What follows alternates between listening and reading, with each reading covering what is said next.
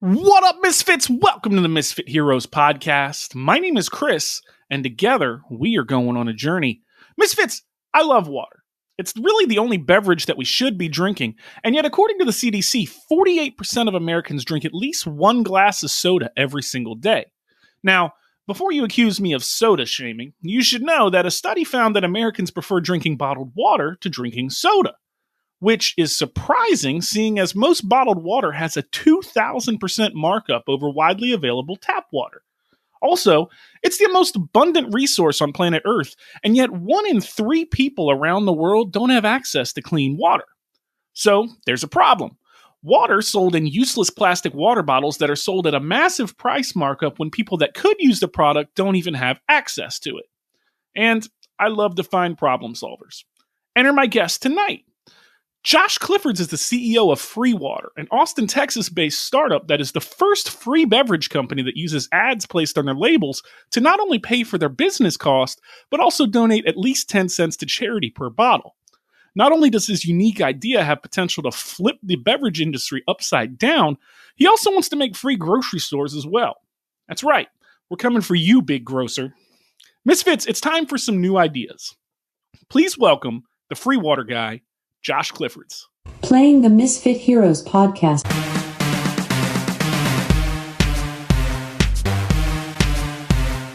All right. Well, Josh, welcome to the podcast. You have a fascinating new business product, and I am amazed by how quickly and how efficiently it has come to market. Free water. You're giving away free water. Tell me about how you intend to make money giving away free water. We make money because the packaging is the ad space. So it's a new type of media and e-commerce platform, and that pays for everything. That the ads pay for the product, its manufacturing, distribution, our donation to charity. Every bottle donates a minimum of 10 cents to charity, our salesperson's commission, and our profit. And the same business model works for nearly all types of groceries and countless other products too. Yeah, it is so mind-blowing to me what you're doing. It's really like a taunt, I think maybe is my word to use, to the entire beverage industry, because I think what you're doing is just so game-changing. Before we start talking about free water, let's introduce people to you a little bit. From what I understand, you got this whole thing started off with a trip to Africa, or a missionary trip. Is that right? No, I was for my 30th birthday, I decided to do a trip around the world, and I was on month number 8 or 9. I was in Rome for 5 minutes, and I was really moved by the story of a couple of Nigerian refugees. Their story was so sad, it compelled me to cancel my trip around the world and start a nonprofit organization in Eastern Europe, Save the Refugees, we named it. And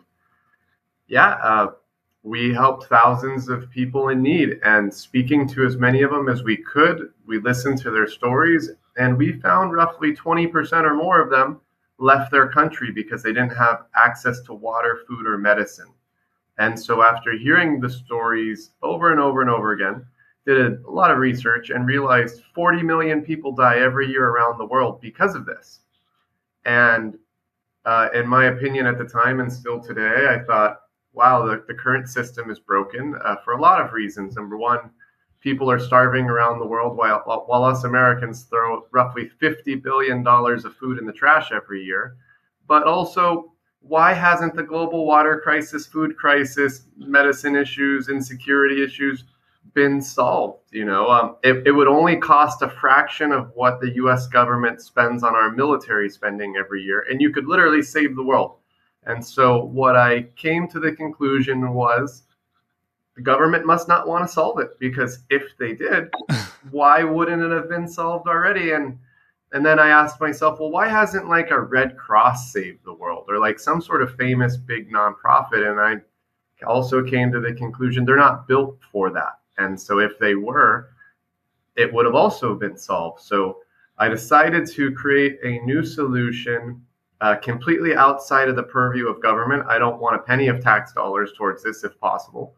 And the goal was to make saving a life or the environment or any environmental cause as easy as eating a free slice of pizza or drinking free water. And so fast forward to today, and free water is just the first product of our future free supermarkets, or we call it Amazon 2.0. Imagine if Amazon was free, the shipping was free, and a big portion of their revenue went to charity. That's us. And believe it or not, it's far more profitable than Amazon's current model. And so the beauty is this. Uh, it's $5 to $7 billion to end the global water crisis permanently. That's building water wells or water projects for roughly 800 million people around the world, or 10% of the global population. When we only get 10% of Americans to save money, because the average American spends $350 a year on bottled water, we get the average American to save $350 a year, just 10% of those people, and we'll donate enough money to end the global water crisis permanently.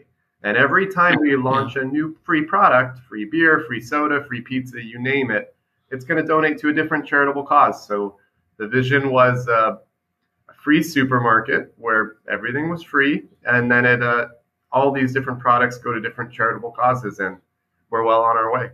Well, it's really amazing to me, why I was looking at some of your TikToks a little bit earlier. That's how I found out about your social media, and I want to say that whoever this social media intern that you've talked about is, she's well worth whatever you're paying her. But what do you think has sort of caused this when we've got so much waste here in America, and then when I think about it, and we've got people around the world that don't have water. I mean, I remember in school, we learned about aqueducts from the Roman Empire. It's been centuries of clean water. So what do you think the cause is for all of this? And what do you think the solution is? So it's kind of, I guess that was a very multi-layered question. Yes. Yes, it was. Countries like the US haven't improved our water systems from the Roman aqueducts. So that's the issue here, is that the world has not improved in such a very long time.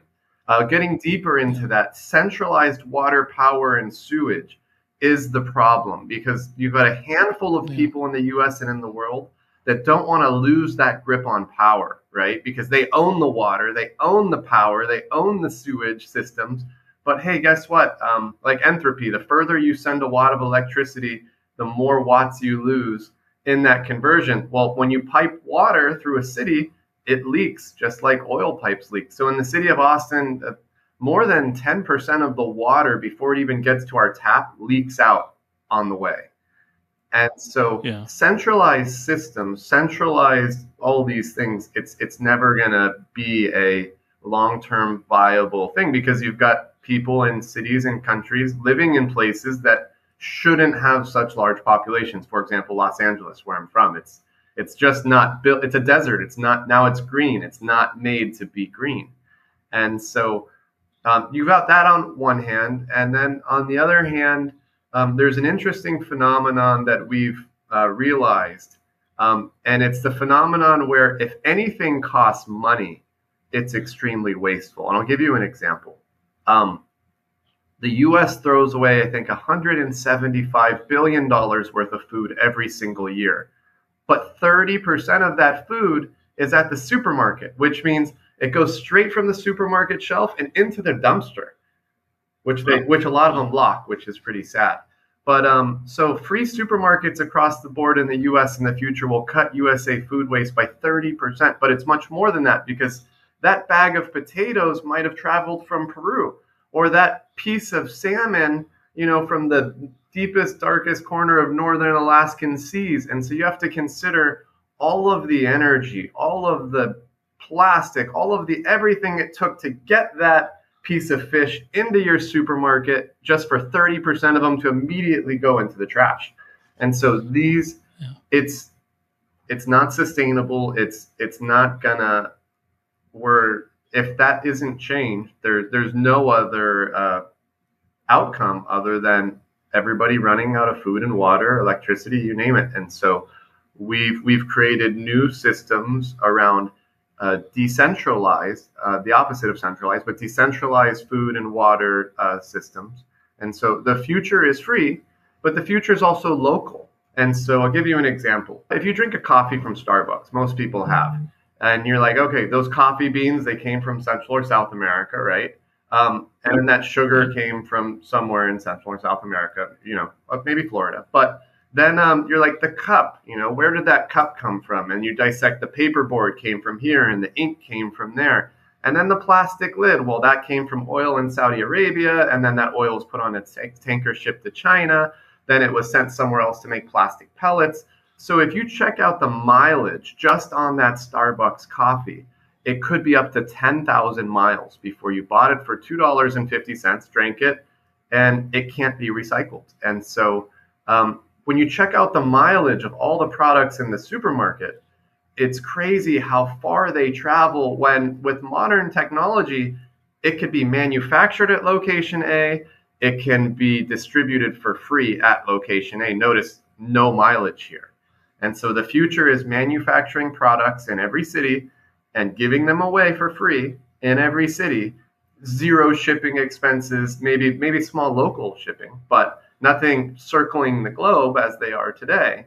And that's a game changer. It's not just a game changer for the environment. It's a game changer financially for industries when 90% of the fees you currently spend to manufacture, produce, and ship goods are no longer in the equation. Yeah. Well, it amazes me, in the past, we've spoken about decentralization in regards to cryptocurrency and blockchain and NFTs and all these things that are technologically based. I never thought that I would talk on this podcast about the decentralization of water. Yeah, water, food, medicine, you name it.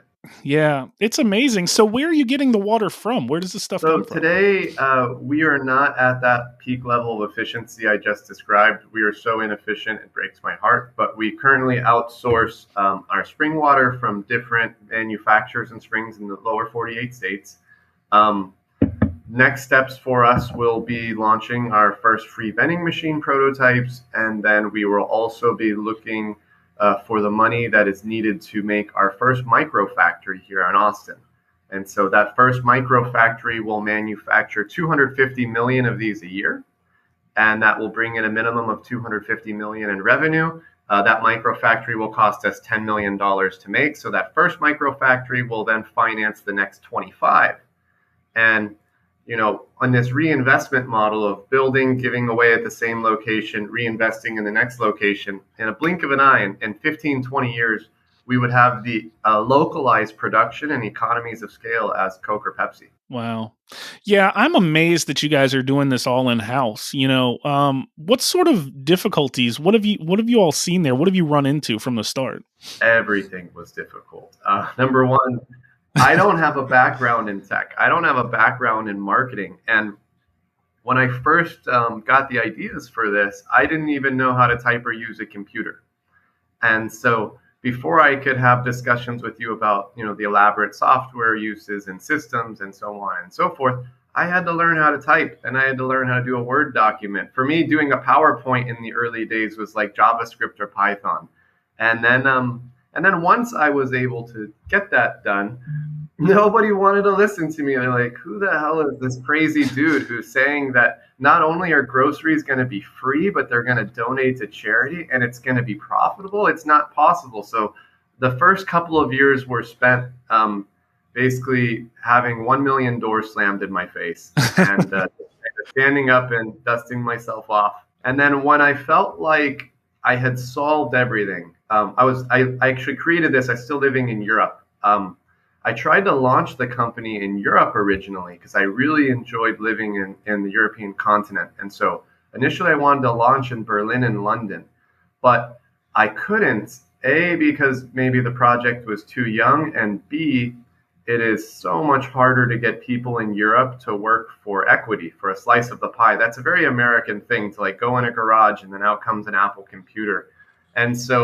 And I spoke to investors, angels and VCs in Europe, and they're like, oh, this is Europe. We don't do new technology. We're copycat investors. We wait to see it happen in America first.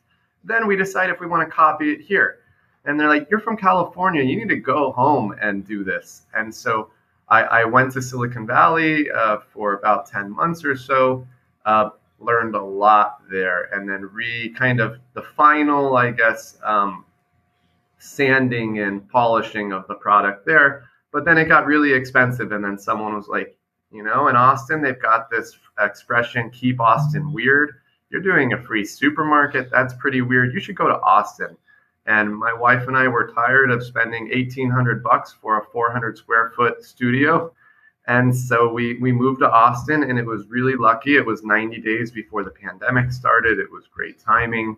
Oh, wow. And then the pandemic came, and then no one was investing in startups. No one was doing stuff. And that was a huge opportunity, though, because when people were waiting in line 4 hours to get into the supermarket, I was handing out free beer prototypes to collect feedback, data, you name it. I was able to refine the product that much more, and then that much more. And then eventually started distributing free water about 13 months ago. I was going to ask about that because I heard somewhere else that you were doing free beer before you did free water. So you've got this sort of history of giving out free products. You know, what, first off, how can you give away free beer in front of a grocery store? Did anybody stop you and say, hey, this guy's giving out free beer? That sounds like a Beavis and Butthead episode. First thing first, I actually started with free taxi and free flights. And so I was working on that for a year, totally solved it. And we could do free taxi today. It's just my mom got me to pivot. My late mother, she was like, listen, you're no Elon Musk. You're not rich and famous. No one's going to give you a car company and make free cars. But if you prove yourself with a bag of potatoes first, or a bottle of water, then people will start listening to you about how to make all these other things free. So she was really smart. She's like, start with something that's easier for you to get off the ground, and then you could scale to these other things. And so during the pandemic, like those first, weeks, everybody was really scared. No one really knew much about the virus. They did not care that I was giving out free beers. They were warm, number one, and they had really horribly labels printed on it. I went with free beer because some beers have a shrink sleeve over it. So I just razor blade cut that shrink sleeve off. Then I had a silver bullet can. I went to the printer, printed out like super ghetto labels, put them on there, and then just told people, listen, our first product will be free water. We will get into free beer later. Please excuse the label. Just what do you think? And people are like, oh, well, these QR codes are too small for my phone to scan. I'm like, well, what kind of phone do you have? And I started realizing, okay, some people have brand new iPhones or Samsung Galaxies. Other people have 5-year-old, smart devices that weren't really expensive. So it's like, okay, there has to be like a standard QR code size, this and that, and all these little nuances. But not one person said, I don't want free groceries. Every single person said, look at us. We're waiting in this line for 4 hours. Don't you think I would prefer to have free groceries shipped to my house for free? And by the way, they donate to charity. Who the heck doesn't want that? Just keep going. Yeah. It's been an extremely difficult journey. The only reason why I didn't quit halfway through was because I knew we would save millions of lives through our future donations, and all the support that we get from around the world, from TikTok or you name it. It's been an amazing journey. I'm sitting there listening to you tell me all this stuff, and it really amazes me how much drive it takes to, as a business owner, to sort of learn from your mistakes. And it seems like you sort of welcome those mistakes, and I want your idea to succeed so much, but how difficult is it really to get people to change their mindset about free products being valid? Like, where do you see the future of free products in the future? We've got different types of customers and so I guess we've got consumers, we've got advertisers, we've got distributors, we've got investors. So that's 4 different mindsets right there. So the consumer is extremely easy. At first, I was worried that people would think a free product was low quality, but that's not an issue because the water we distribute for negative price, because it's free plus charity, other brands are selling the same exact water from $2 to $3 per unit. So we didn't want to make water free, do it in a plastic bottle. We didn't want to have crappy, low quality water. So people take a sip and they're like, wow, this is amazing. This is what I'm usually spending big bucks on. And so on the consumer side, it's quite simple because if you get a free product from us, you're sold for one free product, you're sold for the rest of your life. I want all my groceries for free. But why TikTok and Instagram and YouTube are great is because if you see a video of somebody getting a free product, you're also sold that you want it for the rest of your life. And we average like 25 million impressions every month on our social media. And so from the advertiser's perspective, it's also not as difficult as you would think because I don't know if you get it on your island, but the junk mail in your mailbox at your house, Yeah. still and always has had the highest ROI in the USA ad industry at 29%. And so per 10 impressions of a free floating piece of junk mail, even if it's just the crappiest postcard with a stamp, that's $4 for like, look at it, throw it away, look at it, throw it away. Or at scale, the advertiser is going to spend $1 on a water and you're going to look at it 10 times before you're done drinking it. You could refill it. It's got a 2-year shelf life. But most importantly, we make our audience happy. All the other ad mediums harass and annoy you. We make you happy. And from that happiness is when you should look at the can and be like Nike or Reebok or Amazon, whatever, not I'm watching my favorite basketball game or whatever, and in the last 5 minutes of the game, there's 1 million, intrusive commercials trying to sell me these shoes. That's an inconvenience. And even if you want what they're selling, you have to psychologically get past the fact that they're a big mosquito on the back of your neck, and so it's different. And so it's just a different model. From the investment standpoint, since this is very different, I had to kind of score more touchdowns, reach more milestones before I started bringing in investment. And that's not an issue now either. So how do people advertise? I mean, and can you advertise anything, or have you ever turned away any advertisers or anything like that? To date, we have not had to turn away any advertisers. So it's all about the distribution point. Some distribution points in the future will be gamier than others, but we want to be everybody's free water. We want to be everybody's free groceries. And so I'll give you an example. We've had some cannabis shops advertise, legal cannabis shops, but they're distributing it from their own store and they're giving it to their own legal cannabis customers.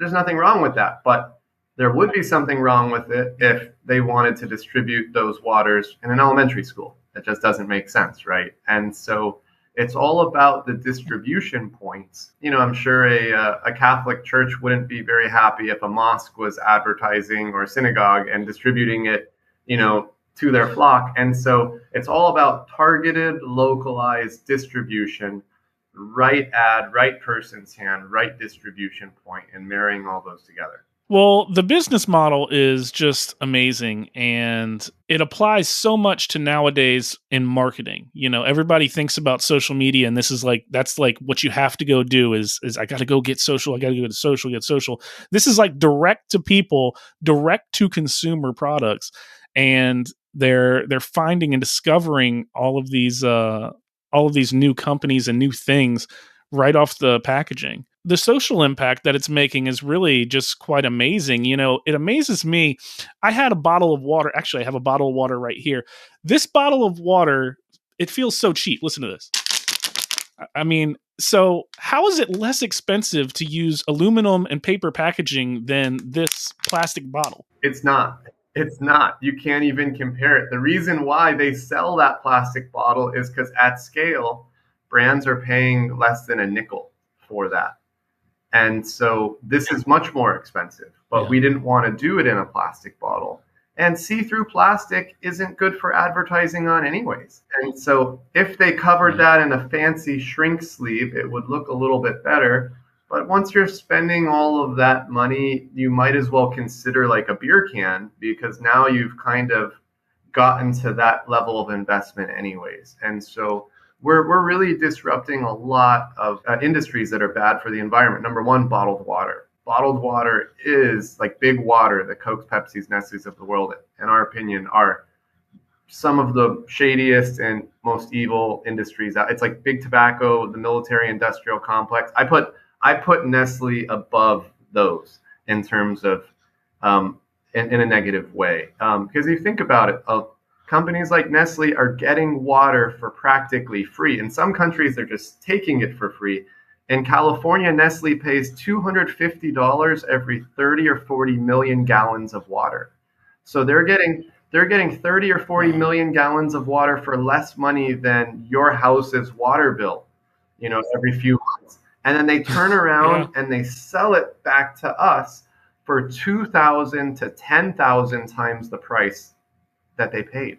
And then they do it in a plastic bottle that can't be recycled. So the industry secret is only 9% of plastic is recycled. But that number you will see will get smaller and smaller and smaller. Because if you look on any bottom of a plastic container, you usually see a number, like a 7 or a 5 or whatever it is. But what most people don't know is only a 7 can be recycled and mixed with a 7. Only a 5 can be mixed with a 5. A 5 and a 7 or a 3 and a whatever, they can't be mixed together. And these companies are making new, cheaper types of plastic every couple of years. And then those will never be able to be recycled with the old ones. And so they're producing 1 million plastic bottles per minute, and only 9% are being recycled. And so when you think about the supply chain again, like where did that plastic come from? Well, it was probably from Saudi Arabian oil, got shipped on a tanker to China, turned into plastic pellets, then shipped to the US. Those plastic pellets are then smelted into a bottle. You fill it with water that they paid for practically nothing. It goes across like a warehouse to another warehouse to your supermarket. So an extended supply chain, which is unnecessary. You buy it for $1. You throw it in the recycle bin, and still 91% of those won't be recycled. And then what's going on is in the US, we're not dumping our trash here all the time anymore. We're shipping it to another country. So maybe that plastic bottle then goes onto a tanker and then brought to Malaysia or Cambodia or India, and then it's just going to end up in their landfill. But look at that unnecessary mileage and that's the bottled water industry. Meanwhile, millions of people are dying every year around the world because they don't have water. And in countries with the greatest level of water insecurities, these companies, the big water industry, are selling them water for much more expensive prices than here in the US. Some of these people are spending the equivalent of 50% of their monthly paycheck just on water. Wow. And so that's why it's scary, because in the US, as you can see, we're running out of water very quickly, whether that's due to the centralized, water power systems, which are not going to work, and so on and so forth. But trust me, those CEOs are basically sharpening their teeth to the day that the water stops coming consistently in U.S. taps, because they're going to sell it not for 2,000 times the price. They're going to sell it for 20 or 30 or 50,000 times the price. Wow. Yeah, I can't believe there's such a high markup in water. I mean, it's literally the most abundant resource on planet Earth. It's the highest markup in America. It's mind-blowing, though, but you know what? People are starting to pay attention. One of the things that I loved watching, I've been following you guys for a while, and I love paying attention to your social media growth over, you had this like vis-a-vis with Coca-Cola's TikTok follower account. And I mean, so do you think those guys are paying attention now? I mean, 100%, they have to be, because we've spoken to some of the biggest companies in the world now. To give you an example, one of the largest banks in the United States sent their head of innovation to Austin, flew them out to buy me breakfast. Like, that was even 6 months ago when we didn't even have as big of a following. And he was just like, I don't know how you did it, but all of the executives at Wells Fargo, from the CEO down, have had like 5 meetings this week alone about you and your company. So they flew me out here just to pick your brain. Like, what's the future of banking going to look like in this new economy? What's the future of consumerism going to look like?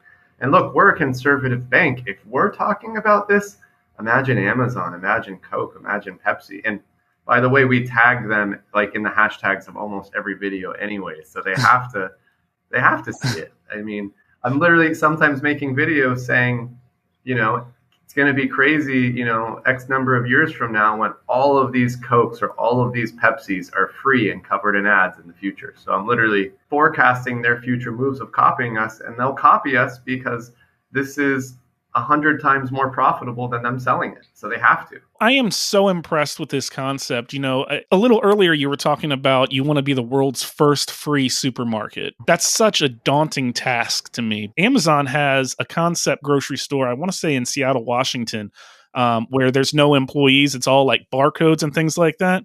It's so scary though, because it's literally full of 1 million Big Brother cameras. And so what they're doing is you need the Amazon, Prime app to go in the store, and they're Big Brothering everything that you're doing, like measuring how many seconds you stare at an item. And so it's as Big Brother gets. It's just a way for them to extract more drops of data to kind of expand their level of consumerism. And when I say free supermarkets, it's not necessarily brick and mortar. There will be some brick and mortar, but it'll just be shipped directly to your doorstep. And we've created ways to make everybody else's supermarkets free in the future too.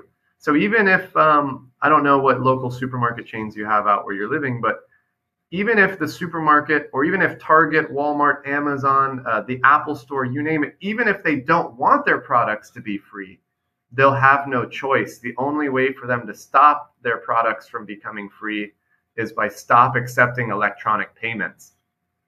And they're not going to do that. Those cameras and all the AI and technology that use, I'm a tech guy myself. And I mean, that stuff's got to be ridiculously expensive for that one store concept that they have in one location. But it's much cheaper than paying people to work the supermarket. So it is expensive, but it's much cheaper than paying someone minimum wage to run that register. Yeah, but it just makes me think of all that excess that you were talking about too. That it adds just, yes, we're replacing people, and eventually long term, I'm sure that's a lot less expensive as well. But I mean, it's just all that excess growth and unnecessary waste that you were talking about earlier. I just feel like it's cool to think about, but I feel like there's a lot of waste in that tech environment as well too. The waste across supply chains is mind blowing. Most consumer products, from the t-shirt to your cheeseburger to whatever, if measured the aggregate efficiency across the entire supply chain, most of the biggest companies in the US have 90 to 90% loss in everything they do. That means every watt of electricity, 90% wasted. For every one thread, they've wasted 95. And so, but that's where humanity is at today. And so that's why these things need to be fixed. Well, you said something earlier that I want to jump back to. You said that you guys are the world's first negatively priced company. I mean, can you explain that concept a little bit? Yeah, of course. If you get a water from us today, it's obviously free. But we also donate a minimum of 10 cents to charity to build water wells for people in need. Just financed our second water project in Kenya this week. So to date, at face value from the consumer, this is 110 or 115% off. It's not just free. And the beautiful thing is our value proposition to the consumer only gets better from here. It's only going more negative. And so that was my little tricky way to force the world's biggest companies to copy is there's a new playbook, a new set of rules for manufacturing and distribution that are only possible when products are free or negatively priced. And so I'll give you, remember like when you were in high school or junior high, you had like a number line in math and it was like negative 10 to 10 and then positive 10 over here. So one penny to the right of zero. So like from 1 penny to billions or trillions of dollars, which is capitalism, socialism, all these, systems, they have one set of rules. And then as soon as you go negative 1 penny south, there's new rules that apply. And so what we're doing technically is not capitalism. We call it the giving economy, which means we make a profit while distributing negatively priced goods and services. And so I'll give you an example of these new rules. When you sell something in capitalism in this positive zone, you tend to make mega factories. Think Amazon, Coke, Pepsi, right? They make these mega factories and they ship products across a town, city, state, country, or the world. The further they ship it, the worse it is for the environment, the more the consumer has to pay. But free products and negatively priced products encourage a micro fulfillment model. Instead of shipping things across the world, which is bad for the environment and bad for everybody's financials, you manufacture it locally and you give it away for free locally. And so in the future, we'll be able to deliver free groceries to 1,000 houses in a row. Amazon could never do that in their wildest dreams. They can't even deliver to 10 houses in a row if they tried, because you can't guarantee it because their products cost money. You can't force people to buy it. But when it's free, it's almost like junk mail, where bam, all those houses in a row. Think of that efficiency when you're just distributing free goods within a 3-mile distribution radius. In the center of that, you've got that micro fulfillment center, and you go to deliver to like 25 houses in a row or to whenever the truck is empty, and you just drive a mile back to the center, reload, go right back where you left off, next ones, right where you left off. And then the reverse will happen one day when we collect our own trash, so we ensure it's recycled. You just go the reverse way, pick up all those things, all those homes in a row. And so that level of efficiency you cannot do when a product costs money.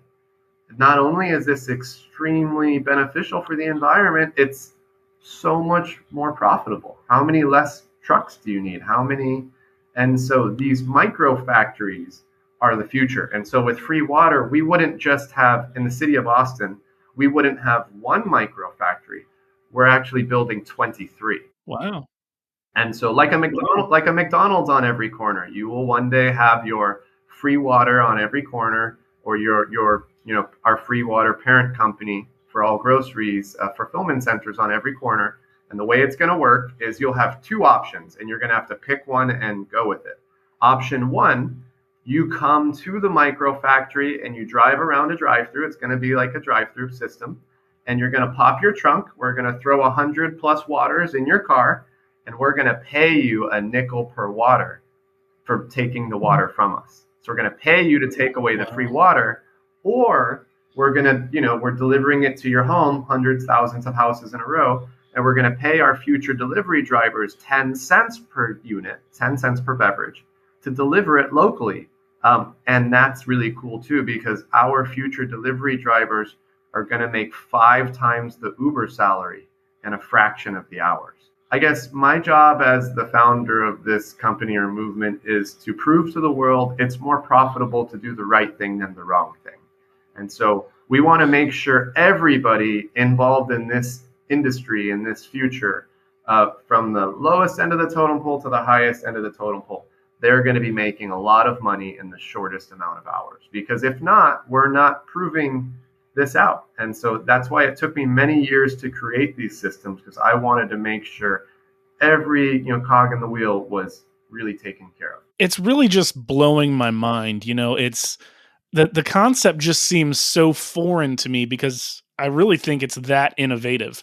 And I love your future plans for it. I love your outlook for this. I'm very impressed with your business sense as a person, not your business sense in how I can make money and how I can, make this business model so well, but your business sense as just seeing different. I'm sitting here thinking about like Apple Computer. Their whole thing the whole time was think different when Steve Jobs was there.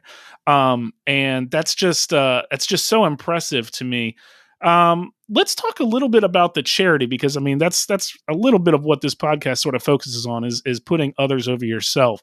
How do those organizations that the charities get chosen, and are they all like water-based charities, or is there anything that we'd know of? Free Water only donates to water well charities, and to date we've donated 15 grand in a short period of time, which I'm really happy about. And we've only donated to Well Aware. It's an Austin-based women's-led grassroots initiative. Why we chose them was they have 100% guarantee that their water project will be in service for life. And I spoke to dozens and dozens of nonprofits that drill water wells in Africa and around the world, and the vast majority of them do not guarantee it. And when you look at the statistics, like something like $1 billion in Africa was wasted just in the last half decade on water projects that failed in the first 180 days. And so when you speak to a lot of these water well nonprofits, you're like, hey, what happens if the water well breaks? Oh, they're on their own. They're out of luck. Like if they're not adult enough to take care of it, then they don't deserve to have water pretty much. And I didn't want to donate money to a nonprofit that wasn't going to guarantee their work, right? And so we're not like, we could donate to other ones too, but we just have to heavily vet them. A lot of also, there's nothing wrong with it. It's just a lot of nonprofits that drill water wells in emerging nations, they also tie religion into it. And so it's like, here comes the water and here comes our religion, and you can't have one without the other. And so we wanted to have no strings attached. You don't have to change your religious outlook to get water from us. And we wanted to make sure that they were quality drilled wells. Well Aware drills their wells deeper. So the problem is drilling deep is expensive, right? But when these people don't have proper toilets and sewage systems, they're defecating on the surface level.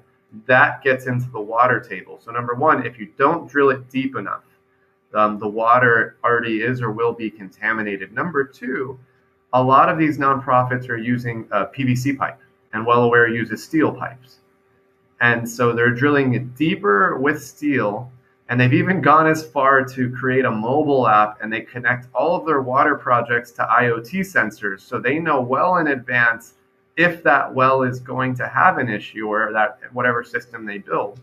And then they already create the means of fixing it before it breaks. And I really respect their diligence and initiative and, I guess, innovation to make sure that every project they do has a lifelong guarantee. It amazes me that this sort of small company, this small creation that you've done, has created this following that is larger than some of the world's largest soda companies.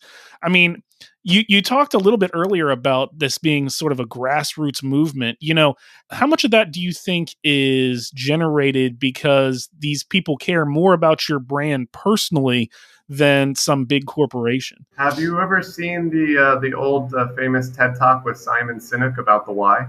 I don't think so, no. It's a really famous TED Talk. He shows why Apple was so successful in scaling to other products like the iPhone when other companies couldn't. And it was because they started with the why. An example was IBM, which was a much bigger company. Their ad was like, look how badass our computers are. You could do all of these features. Buy it right now.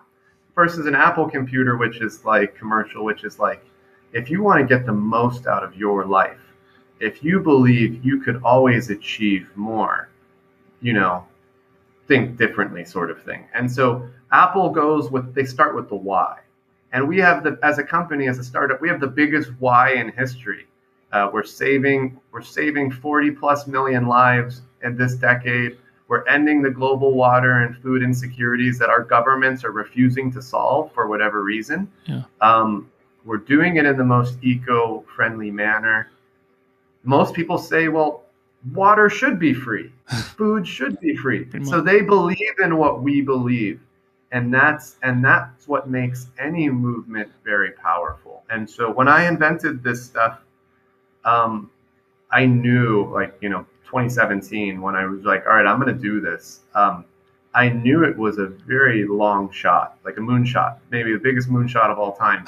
And so typically with business endeavors, I used to have one way I could win, which was that's me making money. But since this was more of a change the world sort of thing, I gave myself two ways to win. Way number one was I'm going to make such a compelling case that the world's biggest companies squash me like a bug and open a better free supermarket that donates more money to charity than us. That's not a really bad thing. And way number two is, maybe I'll recoup my investment and maybe I'll prove to the world that I could start the free Amazon sort of company. And I believe we've already accomplished number one, because we're not going to quit today. But if we did quit today, other people are already copying. There's people from all around the world saying, oh, I'm starting Freewater South Africa. Oh, I'm making a free tampon company in New Zealand. Oh, I'm doing this. Oh, I'm doing that.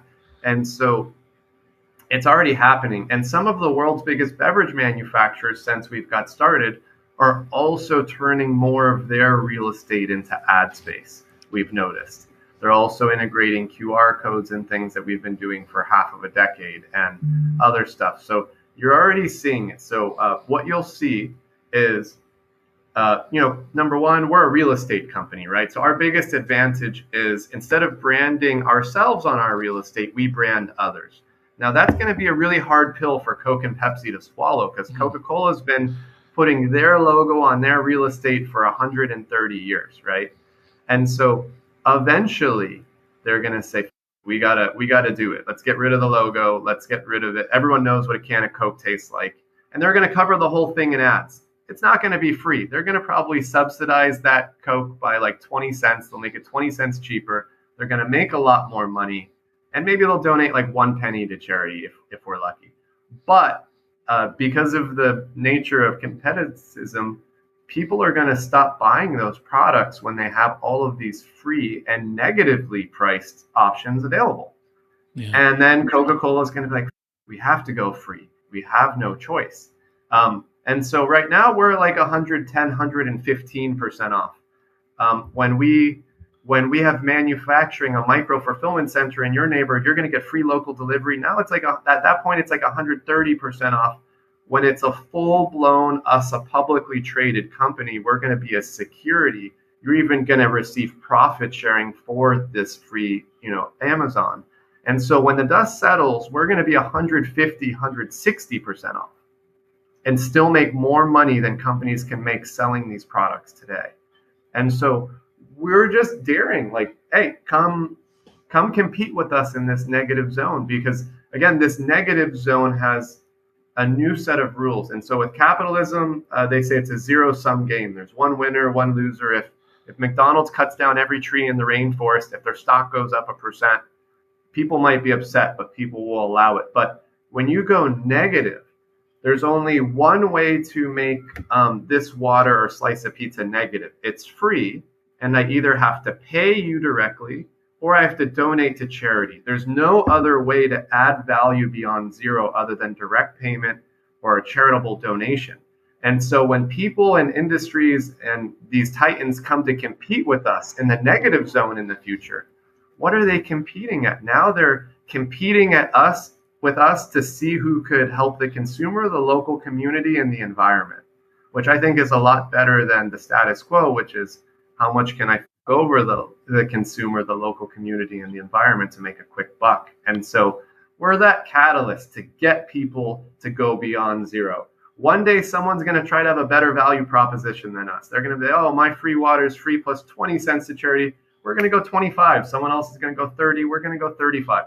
We will always have the greatest negative value. And I challenge any company, any person in the world to compete with us at this, because it's going to make the world a better place. And if you can put us out of business by opening a better free Amazon, I can die a happy person. And so could anyone else who's in our following and anyone else who's involved in this initiative. And our investors are investing in that too. Yeah, they want to make money, but more than making money, they want 30% of the groceries to stop being thrown directly in the dumpster. They want to save these lives. They want to help the environment. And so it's the why, right? That big why.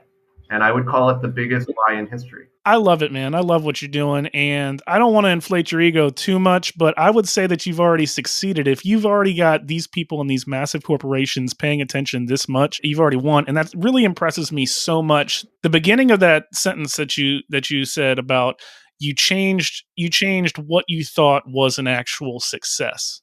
I feel like there's so many people out there that they want to be the next big thing, the next big X, the next big Y.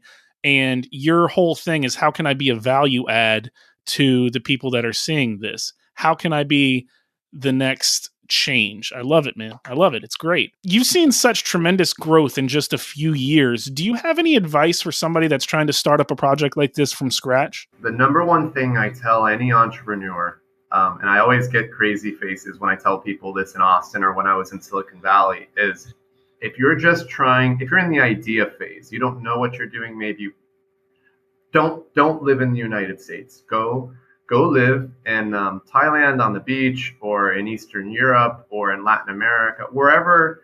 Go somewhere where you could live on $300 a month for rent, and you'll probably have a nicer apartment than you do today. extend your runway as far as humanly possible. Because in a country like that, 5 or 10 grand can give you years and years of runway versus like, oh, I'm going to quit my job and move to Austin or San Francisco. And I have 6 months to reinvent the next wheel. And it's like poker, like the blinds are eating, and you're never going to be able to invent something. I mean, less likely, not never is the wrong word. You're going to be less likely to be able to invent something epic with all of that pressure versus go be that digital nomad, have all of the time that you need to invent something, go experience other cultures, have a good time, smile, live a little bit. And from that experience, runway time mindset, maybe you'll create something good. And then on top of that, I would say it needs to be something that bothers you so much you'll do anything to do it. Because if you would have asked me 5 years ago, I would have said, oh, I would get this off the ground 5 years ago, 4 years ago. Yeah, this is the year. 3 years ago, this was the year. 2 years ago, this is the year. I'm still telling you right now, this is our major year, and it's obviously our biggest year yet. But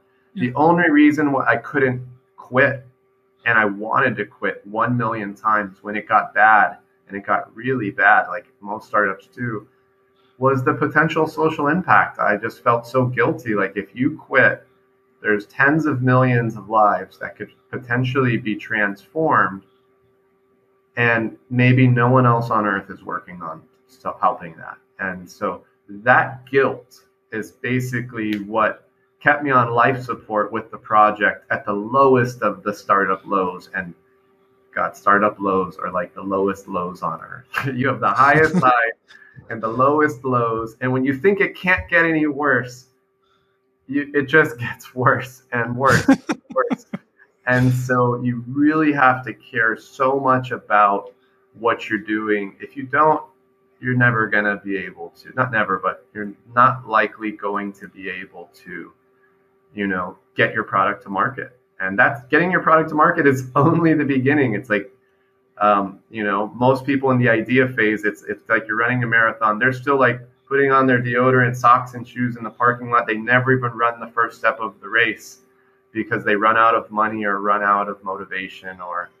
And so getting your product to market is just that first step in a very long marathon. And so extend your runway, extend your, I guess, life perspectives by, experiencing a little bit more and create something meaningful. And maybe you'll have the success that we've had so far. I hope so. Well, that's so powerful, man. We need so many more people to think like that. And I'm just real excited about the future for what you guys are doing. I love the entire project. It's fantastic. It's fascinating. And it's just, I really want it to succeed. With that being said, how can people find out about freewater? Where can they find more information? And where do you want people to go? Social media, people like to find us on Instagram or TikTok. Our handle's at freewater.io. Our website is freewater.io. We're doing, tons of amazing podcasts such as this one or other shows. So on a podcast like this is when I tend to dive into things you can't find anywhere else on the internet, because TikTok is very short. It's a 10-minute video max, right? And on our website, it's all about very simplistic, like our water's free because it's paid for by. I can't really explain that much. So I guess, depending on how deep they want to go, they could start with the social media and website and then explore amazing podcasts like this. Well, fantastic. Misfits, go check him out. I'm going to put all that information down in the show notes down below. I think, like I said, I think this is the future. I think we need more projects like this. And I really love what you're doing, man. I'm super impressed with everything that I've seen from you guys. Really appreciate it. And really like being on this show. Maybe we could do it again in like 12 months. And for sure. I will 100% make that happen.